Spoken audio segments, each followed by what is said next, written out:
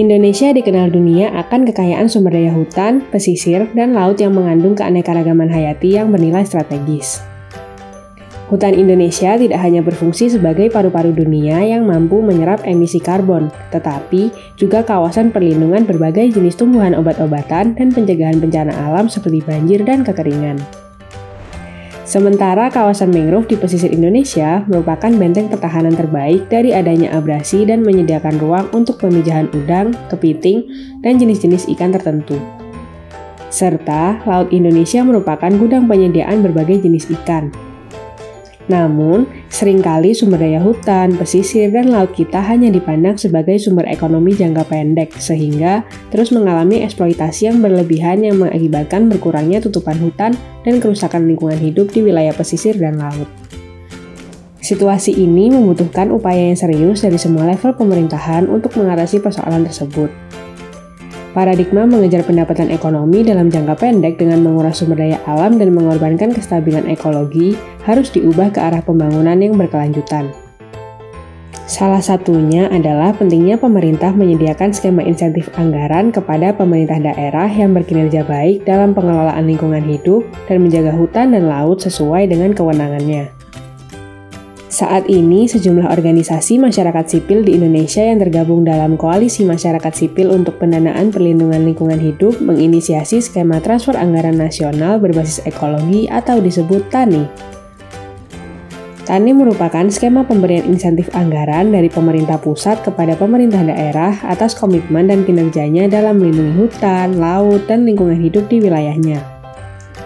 Konsep TANI mengusulkan skema transfer baru yang berbasis pada kinerja pengelolaan lingkungan hidup dan kompensasi untuk daerah yang kaya hutan dan laut, sehingga dapat mendorong keadilan dan kompetisi antar daerah yang lebih baik.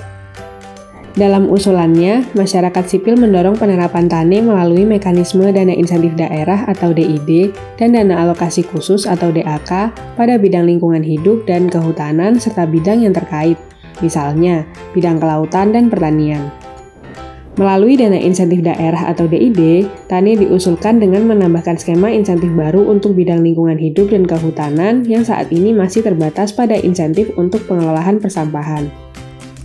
Sementara melalui dana alokasi khusus atau DAK, TANI diusulkan dengan cara mengintegrasikan dalam mekanisme pemberian DAK fisik lingkungan hidup dan kehutanan maupun DAK non-fisik, misalnya untuk meningkatkan kelembagaan KPH dan pengelolaan hutan berbasis masyarakat seperti perhutanan sosial.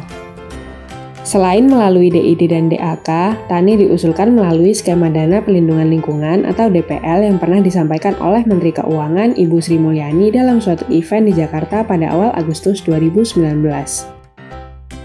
Merespon penyampaian Menteri Keuangan, Koalisi Masyarakat Sipil mengusulkan konsep dana pelindungan lingkungan atau DPL melalui skema hibah daerah berdasarkan kinerja dalam pengelolaan lingkungan hidup termasuk hutan dan laut.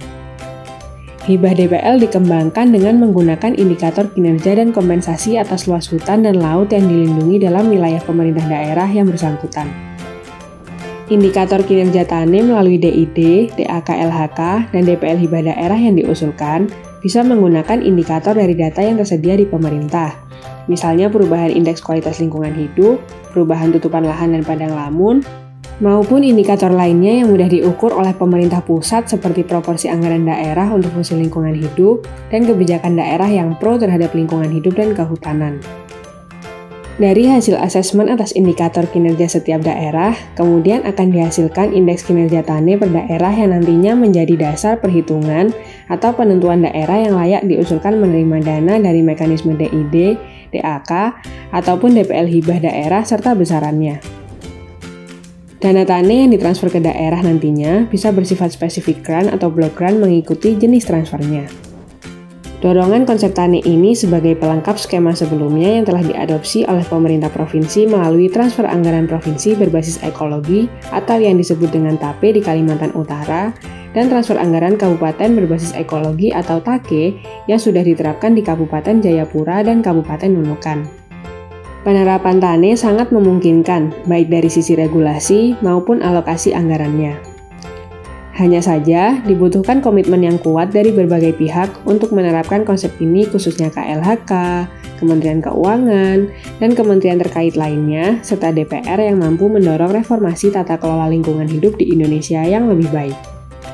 Koalisi Masyarakat Sipil untuk Pendanaan Lingkungan Hidup siap untuk berdiskusi dengan pemerintah dan DPR untuk mewujudkan gagasan ini sebagai salah satu upaya untuk melindungi hutan, laut, dan lingkungan hidup di Indonesia yang lebih baik. Bravo Hutan dan Laut Indonesia!